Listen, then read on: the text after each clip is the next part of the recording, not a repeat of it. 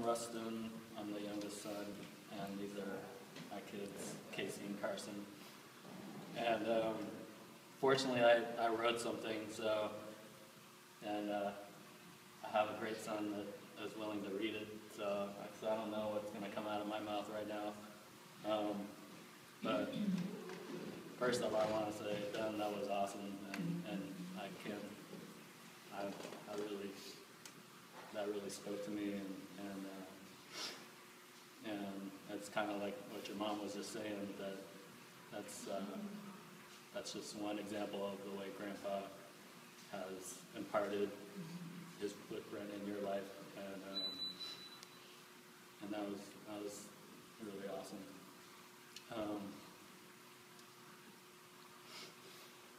I always told my kids that you have, because they lived in the Bay Area for a while, that they have a special opportunity to spend more time with their grandparents than the other kids, because they weren't in town. So really make use of that time to just whatever you can do to just talk to them, get to know them, spend time with them, play a game with them, whatever it is. Because I didn't have that much time with my grandparents, but as I look back at my childhood, the little time that I did spend with them shaped who I am in a big way. And so I just wanted them to value that time, and I think that they really did. And I was telling Ryan the other day, I was trying to organize a trip to Reno for a basketball tournament, and I was looking at some rental houses for the team. And on the same page, there were some rental houses for Tahoe, and I was thinking I'm going to call Ryan and tell him, I found some cool houses that we can go crayfishing and stuff. But then it occurred to me, Dad,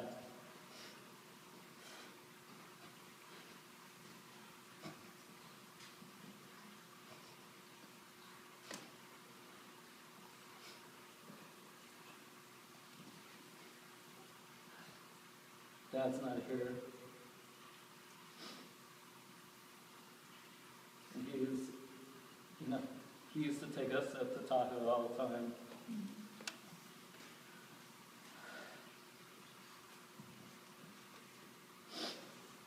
And that's kind of the reason why we wanted to take our kids up there. It's just to kind of keep that tradition alive, because it had such good memories for us.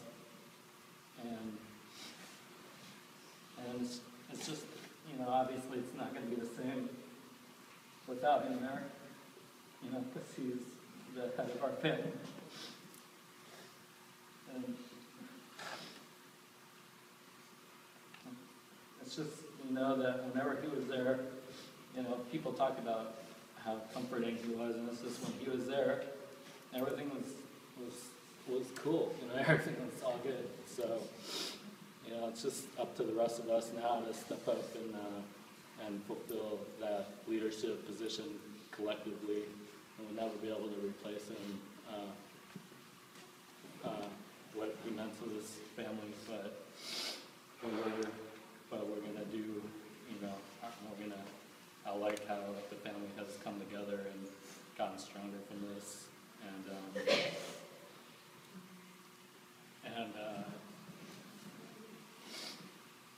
I know that his spirit lives on within everybody, and I know that he lived a life with a tremendous amount of accomplishment, and that it's really satisfying to me to see so many people that love and respect him, and it's genuine,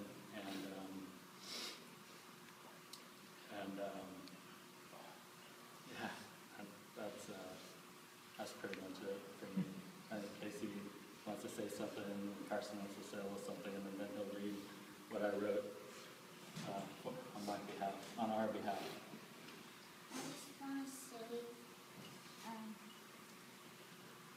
this morning, I was at my dad's house with Brayden and Ben and Carson, and this morning, my dad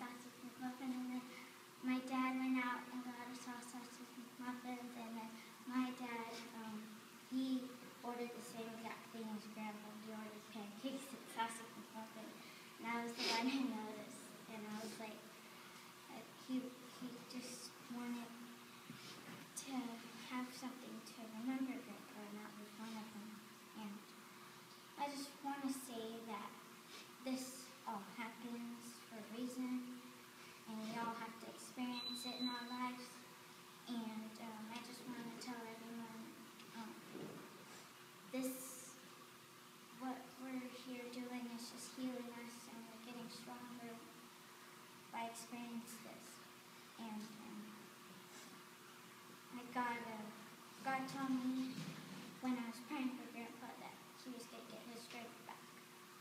And he did.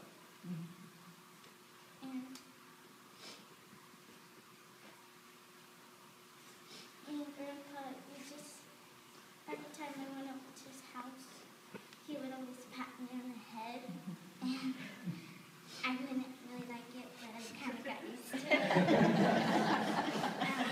And then one time, I pat him back, and then it was a game ever since. And then when he got sick, I just prayed to God that I would play it again, but I never got to. But it's okay. I know I'll get to see him again and pat him back. So I just don't want you guys to worry. Just know that he's happy, and this all happens for a reason, and everything is gonna be okay. So.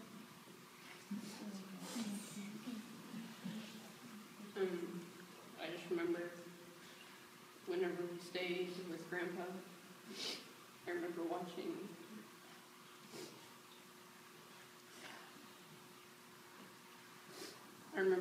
the Golf Channel, and he'd always fall asleep. And I thought that was always so funny.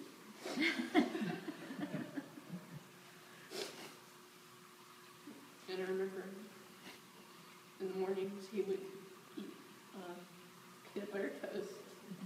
That was his signature. And coffee. You always had coffee.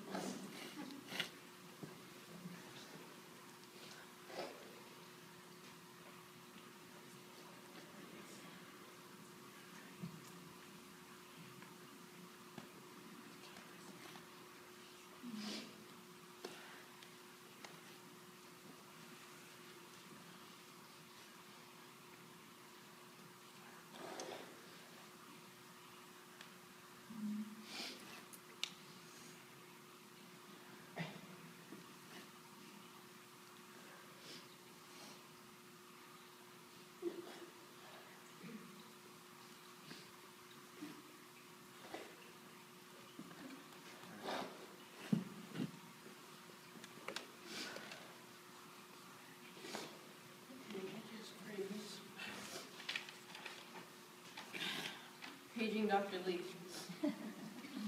Dad, thank you for all you've done for our family. It wasn't enough for you to provide for your own kids. You had to make sure you provided for our kids as well. More importantly, you showed each of us through your example how to work hard, lead with integrity, and handle yourself in class as you dedicated yourself to helping countless patients across the Bay Area. Their love and respect for you is a true testament to the legacy you've left. You taught us about patience and consistency through your love for golf. You taught us attention to detail through your love for bonsais and gardening. You taught us how to stay committed to the underdog through thick and thin through your love for the Cowbears and Warriors. You taught us about thoroughness and earning things by never taking a shortcut in life. We're deeply saddened that you're gone, but you leave your family more inspired than ever to carry your legacy of leading with character in class and helping others who aren't able to help themselves. Dad, we miss you so very much, but you know you're smiling down on us from heaven, and we'll certainly see you again one day. Your family is eternally grateful, and all of your patients you've touched will forever remember Paige and Dr. Lee. We love you, Billy.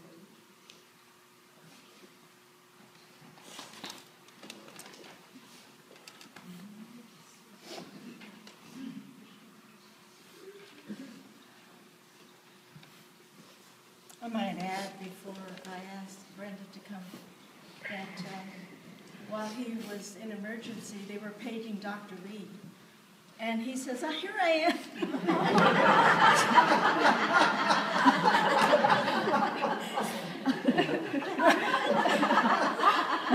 He wanted to know why I wasn't answering the pages. I don't think that's the right Dr. Lee. But I just want to thank my family for sharing and thank my grandchildren because I just wanted you to all see who they are. Really special. So Brenda wanted to share.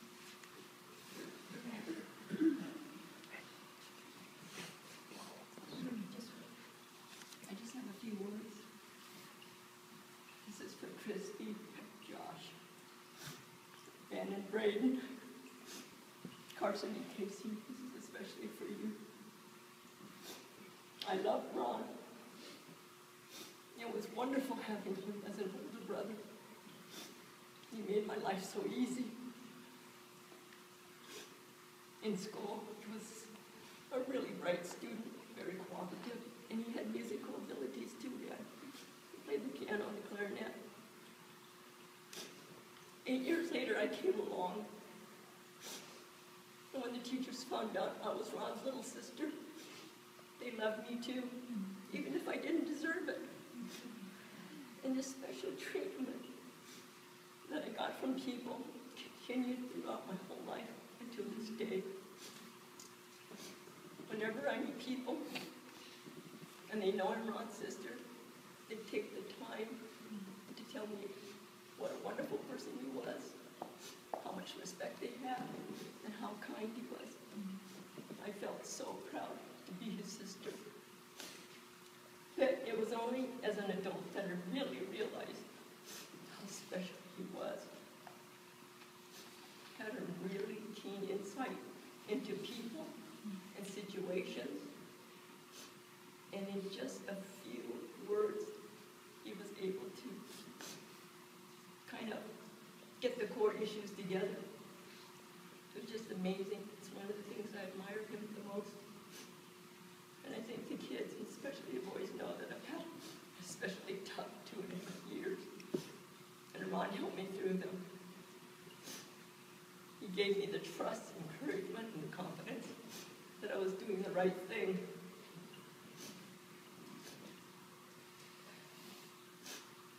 He gave me counsel and comfort and guidance throughout these tough years. I knew he was always there to give me support. He complimented you all the time. Thank you. It's strange how sometimes you hear things like I know so much about the grandchildren and how each boy is.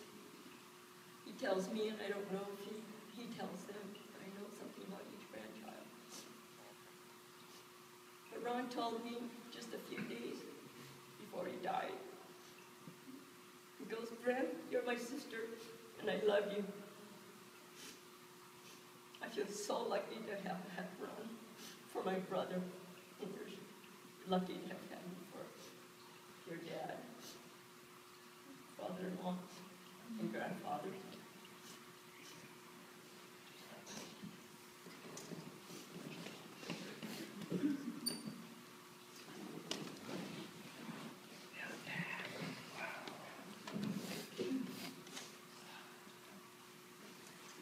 I'm going to say a few words on behalf of my dad. And excuse me if I read through this because I don't know if I'm going to get through.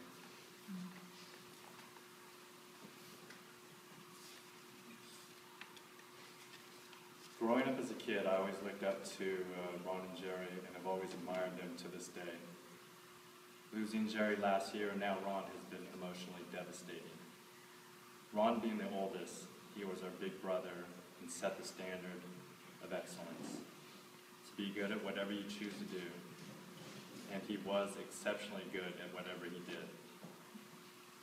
Ron and I had similar interests and hobbies. We liked playing and watching sports. We were very loyal to our local teams and local athletes. We enjoyed investing in the stock market, and we loved our Mac computers. In fact, up to recently, every year we went to the Mac Expo show at the Moscone Center, followed by a sibling dinner after the show.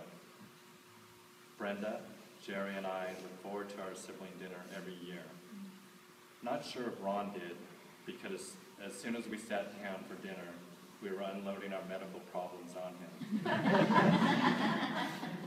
We all do. Ron, in his usual calm demeanor, would always give us invaluable medical advice. Because our kids were so close in age, we did a lot of things together before they all went off to college. We went to the kids' swim meets and caravan to Disneyland every New Year. We purchased a house and a boat out in Discovery Bay where we could spend family time together, and I cherish these memories. Ron showed his support and trust in me by investing along with me when I ventured into real estate investments and when I co-founded a small tech company. This meant a lot to me because he was my big brother, Ron. My most recent quality times I spent with Ron was when he would come down to Piedmont High tennis courts.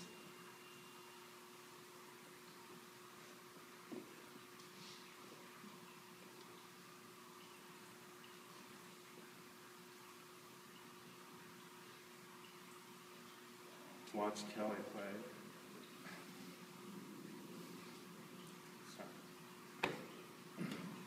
Tennis for Piedmont High. Ron had already informed us of his cancer, but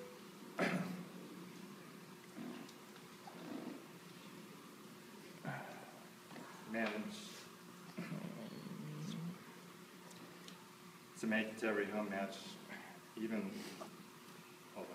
You want, Just need one. you want me to read it, Dad? I got it. All right.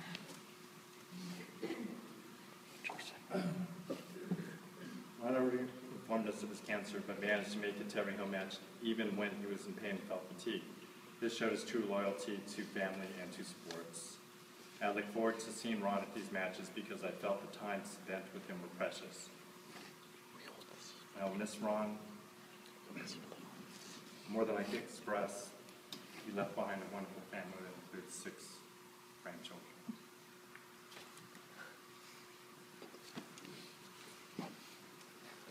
Did you have anything else you wanted? All right. And did you guys? Okay. No, first. If you want it.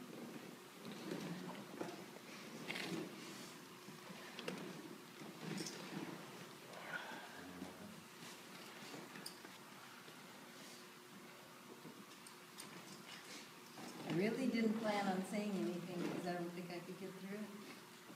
But for just a little bit, I was so fortunate to get to go to all the Cal games with Ron and Dorothy. We would go to all the football games, all the basketball games, and we never missed one. But I have to say, Ron did miss one at the end. And I knew that it really had to be bad for him to have missed the game. The other thing is Ron used to say that he and I were the only 2 golfers in the Bay Area in the family. So whenever I did anything good in golf, I have to tell you folks, I would always email Ron. And I never got an answer. But his golf friends would say, Ron told me you did this. Oh, Ron did. I said, you did? Well, even when I got my first hole-in-one, I called him right on the golf course. And I said, Ron, I got a hole-in-one. He says, you did? I'm coming right up right now to Mira Vista to get my free drink. And I said, oh. So, you know, he was so encouraging to me. I was never the golfer that he was, but I did pretty well to hold my own. And just the other day, I went out to play because I made myself go out. And I played so well. I don't know, whoever, I had a birdie, I had an eagle. And I was like so upset because I couldn't tell Ron anymore because I was telling Ron, I go, first thing I would always do is call Ron and tell him. So I have to say, I miss him in more ways than even anyone could imagine. And who would have known, you know? But what a wonderful journey with him. Wonderful.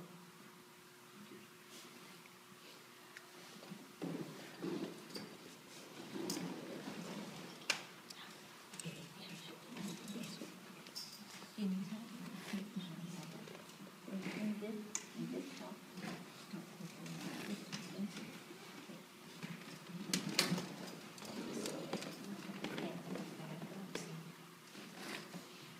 I am Auntie Kay and Ron's mother, I'm 95 now, so don't ask me what year these all things happened, but we shared a lot of happy times together.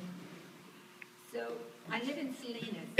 When Ron and Dodo did car rallying, they always came to visit Lyman and me. Every time they're in the vicinity, we'd always have that good time. And also Lyman has a shop, and all the cousins always came in to work in the shop, make things, and just a good family gathering. So the last time when I was talking with Ron, we were reminiscing about all the fishing trips we had on the boat Mui 2. It was docked in Berkeley, so it was easy for everyone to go out. So every week when the striped season came, we'd be going for the boat ride and getting all the striped fish. And after that, Dodo would be swabbing down the deck, cleaning everything. We had baskets and baskets of fish. And I'd say, when I get something on my line, run, please, get the net, hook my fish. I didn't want to lose it. You can't lose it, but I always want Ron to bring it in. And he was sighing and said, oh, those days were really, really good. But then when the boat was down in Monterey, they'd come down and we'd go out for our trips in for, I think, salmon, I can't remember. But the thing I want to let you know is one time Uncle took us to a small restaurant. They had dinner dancing. And I want to let you know that Ron and Dodo did a mean tango. They could really dance. That's it.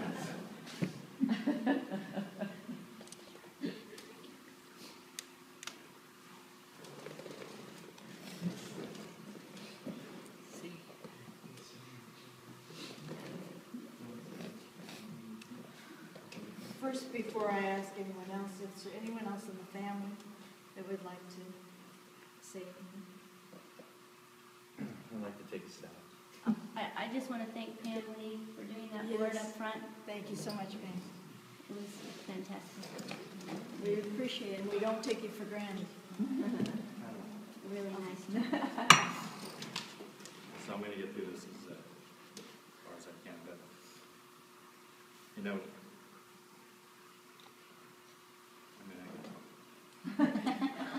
I'm not really spending enough time with him. I felt that I had the best of all worlds with Uncle Ron.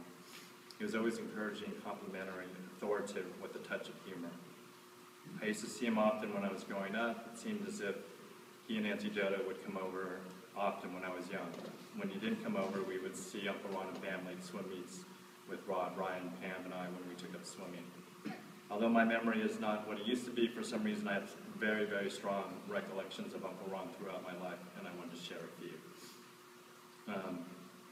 I remember he and I having a foot race when I was very young, and me winning. It could have been a case of him letting me win. I remember he and I having a bike race when I was young, and me winning, and I think I actually won that one. I remember him coming over to our house and spending a lot of time me showing Uncle Ron and Ryan my fish collection. And I particularly remember always wanting to buy goldfish to feed my piranhas because I knew he enjoyed watching that. Also, fun. It's true. I also remember him coming over our house and not seeing him for a few hours because he was outside washing his car and practicing his golf swing. I remember going to Lake Tahoe with Uncle Ron and family and him teaching us how to catch and eat crawfish. I remember driving back with Uncle Ron from swimming in the Chinook.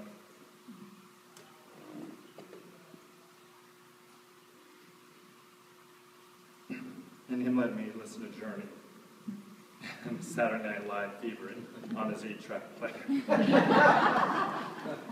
I remember him giving me many compliments over the decades with a good balance of making fun of me. I remember he once said I reminded him of Arnie Becker on LA Law, which at the time I took as a compliment, but also I can't forget that he said that I had diarrhea of the mouth when he made a speech at my wedding. I remember the countless requests I made regarding little ailments I may have had, and the countless responses which were less than professional assessments at times. And I want to give an example that my mom felt was questionable, but I'm going to give it to you anyway. Because I think we had a special relationship, and he joked around a lot with me.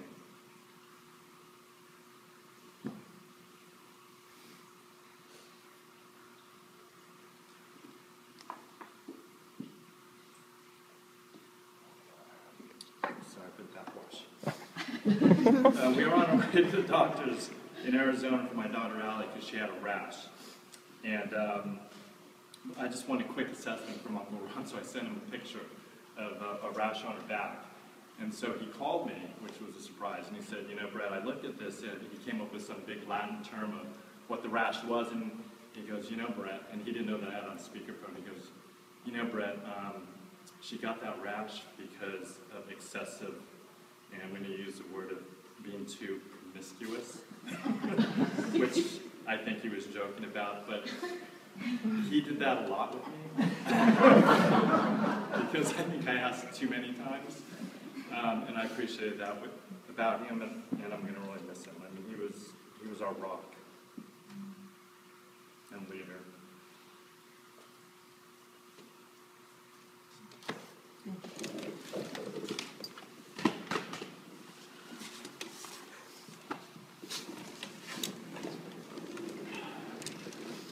Anyone else in the family?